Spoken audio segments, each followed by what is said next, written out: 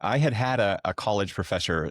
My background's in electrical engineering, so I've got my undergraduate degree in electrical engineering, and I had a professor who uh, built a system that went on the fuselage of an airplane, and then it could test and find faults in aircraft wiring. And she was just testing it out. That plane went to China, and when it came back from China, the device was no longer on the fuselage of the plane, and and then all of a sudden, kind of that technology went everywhere. And she hadn't patented it. She didn't, she was still in development. She wasn't really thinking about IP. She's a college professor. Um, but that was one of the big things I wanted to change. And at that point, I thought, oh, it's the foreign companies. That's the problem.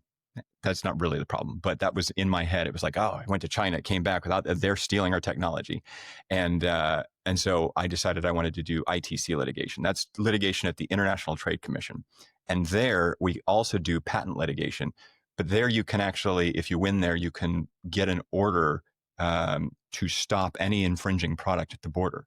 So you're protecting the world's largest consumer market. Like that should be a big game changer, right? Like you should have a lot of impact there. But it became clear to me, like I can really help the startup companies and really make a big difference there.